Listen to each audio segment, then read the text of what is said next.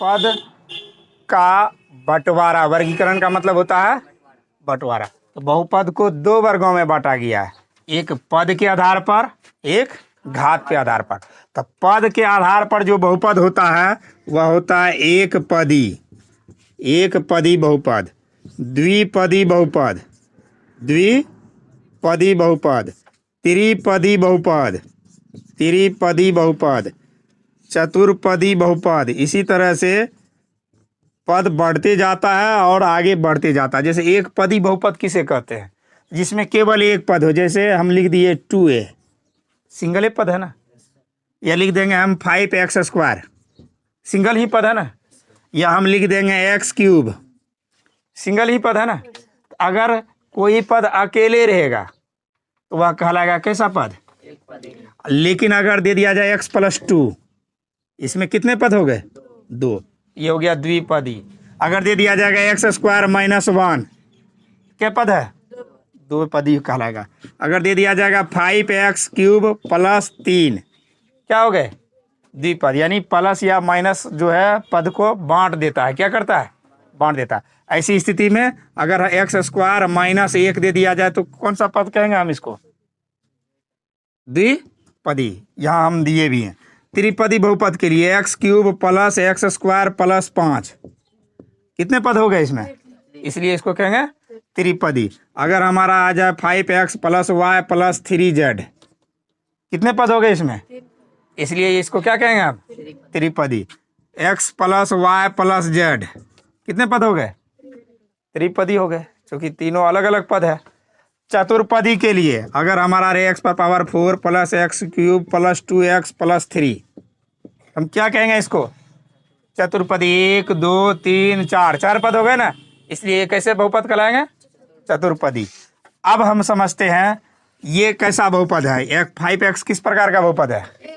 क्योंकि इसमें एक पद है। अगर पूछेंगे 1000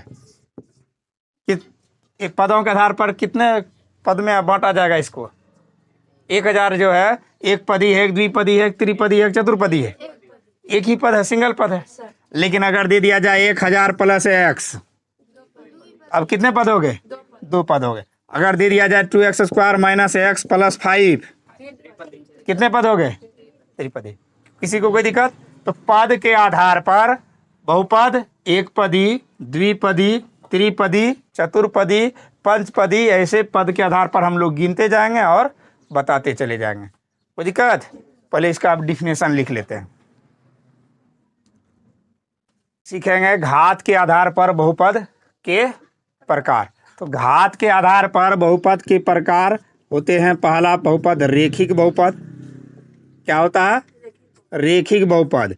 इसी का दूसरा नाम है एक घाती बहुपद। कौन सा बहुपद? एक घाती बहुपद। रेखिक बहुपद को ही हम लोग क्या बोलते हैं? एक घाती बहुपद। यानी इसका अर्थ हो गया कि घात अगर एक हो, बहुपद का घात अगर एक हो, बहुपद का घात एक अगर होगा तो उसको हम लोग कौन बहुपद कहेंगे? रेखिक बहुपद। क्या कहेंगे? रेखिक बहुपद। अगर जिस बहुपद में बहुपद का घात हम लोग पढ़ चुके हैं, ज़्यादा से ज़्यादा घात एक हो तब रेखिक बहुपद। जैसे हम इसे देख रहे हैं x + 5, हमारे पास ये बहुपद है ना। इस बहुपद का घात कितना है? एक है। इसका घात क्या है? एक है, क्योंकि x पर क्या छिपा हुआ है? एक। इसलिए हम इसको कौन सा बहुपद कहेंगे? ये क्या कहलाएगा? रेखिक बहुपद। अगर पूछा जाए 2x, कैसा बहुपद है? रेखिक बहुपद है, क्योंकि इसमें भी घात क्या है? इसका घात एक है। और जब घात एक होगा तो हम क्या कहेंगे इसको? रेखिक बहुपद। घात कितना भी बहुपद बड़ा छोटा रहे, लेकिन हमको केवल क्या देखना है? घात देखना है। क्या देखना है? घात एक रहेगा तो रेखिक।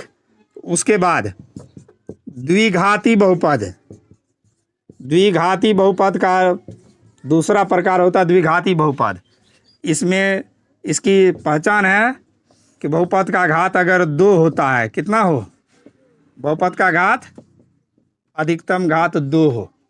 जैसे उदाहरण के तौर पर हम लोग अगर कहेंगे x² + x - 5, इसमें बहुपद का अधिकतम घात कितना है? बहुपद का घात क्या है? घात 2 है। इसमें घात 2 है, इसलिए हम लोग इसको क्या पढ़ेंगे? द्विघाती बहुपद। क्या कहेंगे इसको? द्विघाती बहुपद। अगर हमारा प्रश्न ये रहेगा 5x², इसको क्या कहेंगे? द्विघाती बहुपद, क्योंकि इसमें भी घात 2 है, घात 2 है। ये भी हो गया हमारा द्विघाती बहुपद। उसी प्रकार नंबर ए बी सी कर देते हैं, क्योंकि इसमें 2 दिया हुआ। अगर हमारे पास प्रश्न दिया हुआ रहे x² - 1, इसका घात कितना है? 2 है। इसको भी हम लोग क्या कहेंगे? घात 2 है, इसलिए हो गया ये भी द्विघाती। ठीक उसी प्रकार अगर त्रिघाती बहुपद का डिफिनेशन क्या होगा? जिसका घात 3 हो। त्रिघाती बहुपद, त्रिघाती बहुपद का डिफिनेशन होता है कि बहुपद का घात 3 वाले, यानी बहुपद का घात क्या हो? बहुपद का घात 3 हो तो त्रिघाती बहुपद कहलाता है।